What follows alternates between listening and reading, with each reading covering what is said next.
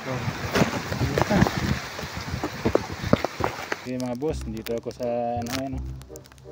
Yung mga idol, dito ako sa may yan, nag-clearing ako ng ilalim, no? Tapos ayun, umuulan na. So abutan ako ng ulan dito mga kaibigan. So di bali nang abutan ako ng ulan dito, basta matapos ko lang doon para bukas makalaw ano na ako, mag-abono. Tapos katapos mag-check na lang ng konti or pa bisibisita na lang ng konti na. Tapos magano na ako para antay na ako ng panahon ng anihan.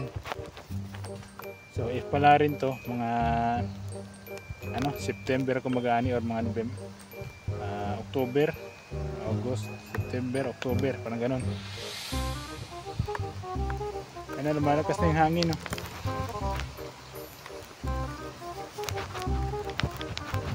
May masisilungan naman ako mga kaibigan, eh. Andyan, yan. Pwede akong sumilong dyan.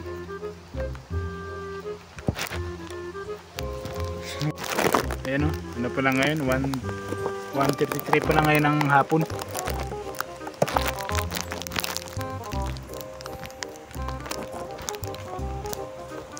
Babali na yung masanga, oh.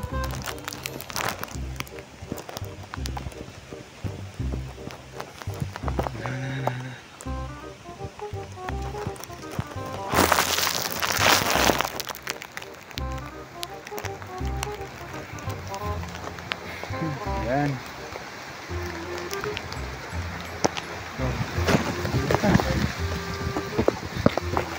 Lakas na ng hangin. Hindi ko yata matapos ngayon to. Lakas ng hangin, eh. Pero dito tapos na ako. Diyan na lang at saka papunta doon yung hindi pa. So yun mga boss, mga idol. So tapos na ako mag-clearing doon, no. Doon lang yung may pinakamaraming maraming damo. So dito sa banda dito halos wala na. So doon lang ang talaga ang may pinakamarami. So yan, uuwi ako ng maagangin mga idol sa inaasahan, no? Kasi dito nga konti lang. So bukas matapos ko na to at saka bukas magano na ako. Bukas ng mga ganitong oras magano na ako, apply na ng abono. So yun, kailangan kong umuwi ng maaga. Tapos ito, pinutol ko na lang yung yung saging. Yan. Malaki ito mga idol, marami. Mahaba to, yan. Tapos ito pa yung iba, nabali kasi. Yan. Sa ilalim. Yan. Marami at saka manalaki sila, no? Pero hindi ganong matataba yung mga dawin. Yan. So yan, dyan banda yung mga damo, konti lang.